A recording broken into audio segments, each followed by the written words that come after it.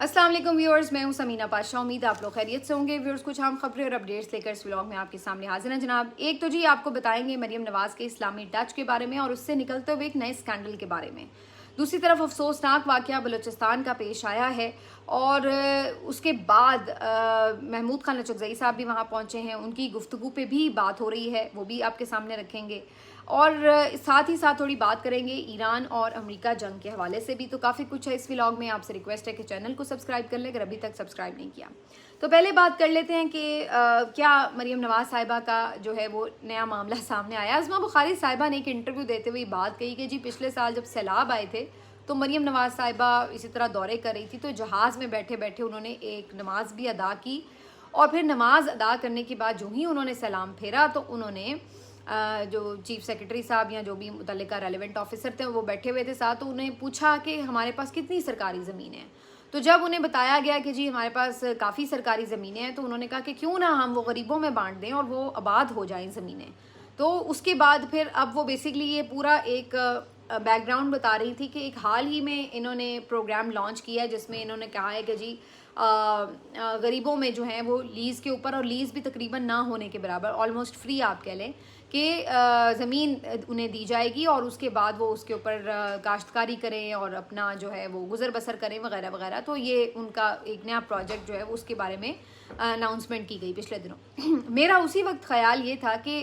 एक तो इन लोगों से कोई ढंग का काम एक्सपेक्ट नहीं किया जा सकता, और अगर ये कोई नियतन अच्छा काम हो भी, जो कि होता नहीं है नियत में इनके अच्छा, लेकिन अगर हम मान लें कि नियतन अच्छा भी हो तो ये उसको ऐसे तरीके से भोंडे तरीके से इम्प्लीमेंट करते हैं कि उसमें लाजमी करप्शन के बड़े बड़े जो होल्स हैं वो छोड़ दिए जाते हैं।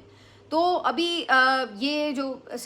है मंसूबा, मेरा ख्याल है इसके ऊपर पूरी एक इन्वेस्टिगेशन और तहकीकाती रिपोर्ट होनी चाहिए कि आखिर ये किस तरह से दिया जा रहा है, किन को दी जा रही है ज़मीन, और इस ज़मीन को बांटने का क्या क्राइटेरिया है, उसके ऊपर जो है वो पूरी एक मेरा ख्याल है कि तफसीलात सामने आने की ज़रूरत है। पंजाब गवर्नमेंट को चाहिए कि इसके ऊपर तमाम तर डिटेल्स जो है वो शेयर भी करे। दूसरी तरफ इस पूरी जो अज़मा बुखारी साहिबा की वीडियो होती है उसके ऊपर मैं ज़रूर इंजॉय कर रही थी कि एक तो नया जो है वो इस्लामी टच भी आ गया है। ये वही लोग हैं जो हमेशा इस्लामी टच के ऊपर बड़े ताने मारते हुए तनकीद करते रहे कि जनाब इमरान खान हो या और कोई ऐसे ने अगर मिल जाए एक्टिविस्ट वगैरह जो कि जी कोई इस्लामी जो है वो नुक्ता नज़र से बात कर रहे हों या कोई अपने आप को इस्लामी शो कर रहा हो, तो ये कहते हैं जी ये मज़हब को इस्तेमाल करते हैं अपनी कैरेक्टर बिल्डिंग के लिए और अपनी इमेज बिल्डिंग के लिए। तो दूसरी तरफ ख़ुद जो है अब कोई मौका ऐसा हाथ से नहीं जाने दिया जाता, चाहे मुहर्रम हो, चाहे अब ये देख लीजिए आप नमाज़ पढ़ने की बात हो या इस तरह की चीज़ें हो, तो ये इस तरह पब्लिकली बताना और इस तरह उसको साबित करना कि जी देखें बहुत दर्द दिल रखती हैं मरियम नवाज़ साहिबा, तो वो सबको ही नज़र आ रहा है कि किस तरह का दर्द दिल रखती हैं। जो उन्होंने गरीबों का हाल किया है अपने दौरे हुकूमत में वो किसी से ढका छुपा तो है नहीं। तो बहरहाल ये तो इनका मामला चलता ही रहता है। दूसरी तरफ दर्द दिल की बात है तो दर्द दिल तो हो रहा है सबको बलूचिस्तान के हालात देखकर। पहले आपको पता है सानिया ज़ियारत के ऊपर जो है वो एक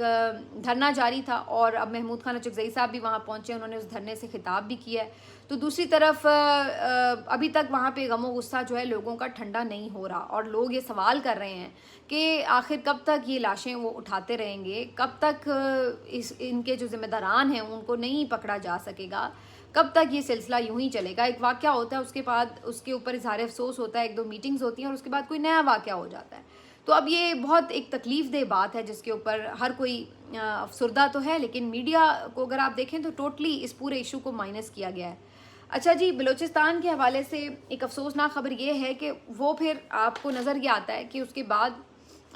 जो सिलसिला है वो रुकता नहीं है। अभी पंजाबी मज़दूर जो है वो 5 जाँ बाहक हो गए हैं और उनको भी इसी तरह शनाख्त करके गोलियां मारकर कत्ल किया गया है। बलूचिस्तान में माशकेल के इलाके में ये वाक़या पेश आया है और ये भी कोई पहला वाक़या नहीं है। कई मरतबा हम सुन चुके हैं कि बसों से उतार कर शनाख्ती कार्ड देख कर गोलियाँ मार दी गई,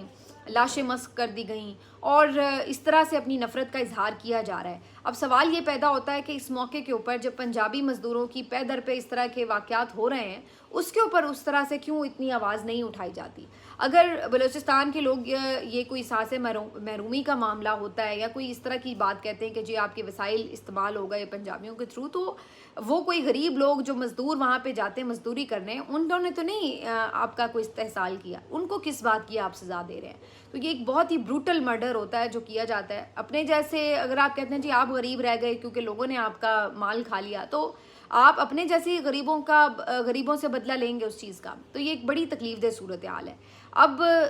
इसके ऊपर जो है ये भी अफसोस की बात है कि बलोचों के साथ कोई मामलात होते हैं तो हम देख रहे हैं कि बहुत सी आवाज़ें उठती भी हैं। इवन मिसिंग पर्सनस के लिए बहुत से पंजाब के जर्नलिस्ट जो हैं वो बहुत ज़ोरदार आवाज़ उठाते हैं, लेकिन जब बात पंजाबियों के मरने की आती है तो वहाँ पर उतनी ज़्यादा आवाज़ भी नज़र नहीं आ रही होती। तो इस चीज़ को भी देखना है। बात यह है कि पाकिस्तान में किसी का भी कत्ल हो, चाहे वो कोई महाजिर है या पंजाबी है या वो कोई बलोची है, किसी का भी हो, तो वो सबका इक्वल राइट है कि उसको जानो माल का तहफ़्फ़ुज़ मिले। ये नहीं है कि आप किसी एक लिसानी बुनियाद के ऊपर किसी एक के ऊपर तो अफसोस का इजहार करें लेकिन किसी दूसरे के लिए ना करें, क्योंकि ये सब पाकिस्तानी और इनकी जो जानो माल है वो इक्वली इम्पॉर्टेंट भी है और उसका जानो माल का तहफ़्फ़ुज़ होने का राइट भी सबका इक्वल है। लेकिन ये बहुत अफसोसनाक वाक़या माशकेल में पेश आया, जिससे पता ये चल रहा है कि वाक़यात थम नहीं रहे हैं और एक के बाद दूसरा वाक़या जो है वो मुसलसल रूनुमा होता चला जा रहा है। अच्छा जी, एक जो अफसोसनाक बात है वो ये कि जो पाकिस्तान के हालात हैं उसकी वजह से एक ख़बर मेरी नज़र से गुजरी कि डिजिटल फ्रॉड में पाकिस्तान का 112वां और वो आखिरी नंबर है, यानी नीचे से वो पहला नंबर है। पाकिस्तान माशाल्लाह टॉप कर गया है डिजिटल फ्रॉड में, क्योंकि क्या हो रहा है कि आपके जो लोग हैं वो फ्रॉड करने में तो वैसे ही बड़े माहिर हैं, ऊपर से डिजिटल एप्स के थ्रू जिस तरह से फ्रॉड्स हो रहे हैं, अब उसकी वजह से उसमें अगर आप रैंकिंग में देखें तो पाकिस्तान के जो लोग हैं माशाल्लाह इनका दिमाग इतना चलता है फ्रॉड करने में, आप अंदाज़ा लगाएं। अगर ये कोई प्रोडक्टिव काम करें तो कितना फ़ायदा हो, लेकिन फ्रॉड में इनका दिमाग इतना चलता है कि ये नंबर 1 आ गए हैं। और आपको मुझसे ज़्यादा पता है कि किस किस तरह के फ्रॉड्स आजकल हो रहे हैं, मतलब किस तरह लोग जो अकाउंट्स हैं वो हैक कर लेते हैं, किस तरीके से पागल बनाकर लोगों से पैसे अपने अकाउंट्स में ट्रांसफ़र कर लिए जाते हैं, किस तरीके से आपके जो डिजिटल जितने भी अकाउंट्स और फाइनेंस के मामलात हैं उनको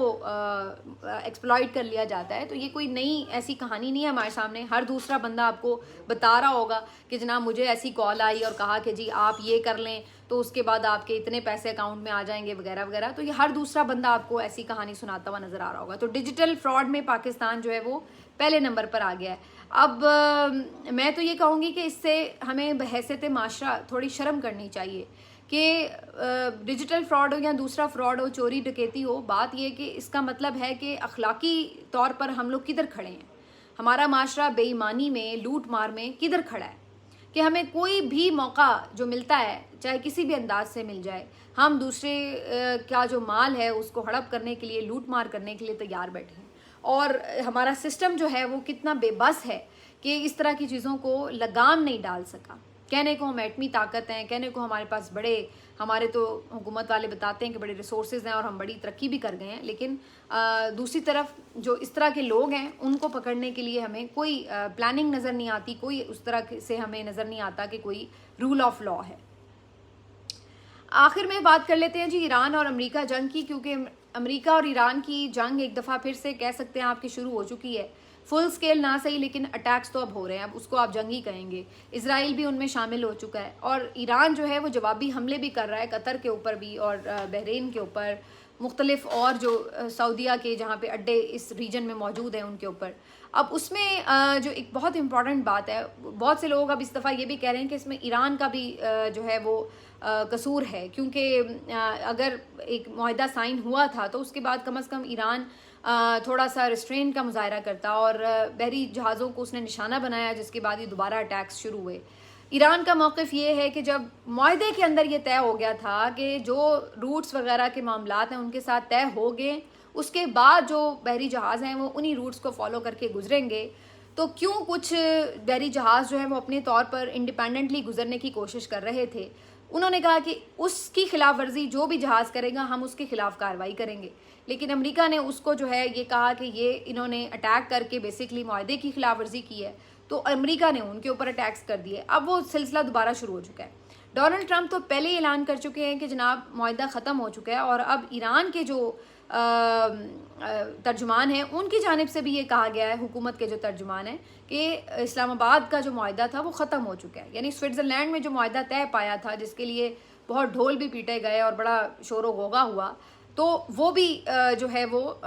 उन्होंने भी ऐलान कर दिया, यानी दोनों पार्टीज़ ने ऐलान कर दिया कि वो मुआहदा अब ख़त्म हो चुका है। मुझे वैसे अफसोस भी हुआ, क्योंकि इस हुकूमत के पास सिर्फ एक ही क्रेडिट था कि जी हमने बैरूनी महाज पर एक कामयाबी हासिल की, बैरूनी महाज पर हमने ये कामयाबी हासिल की, तो वो क्रेडिट भी जो है वो बेचारे के पास रहने नहीं देते ये दोनों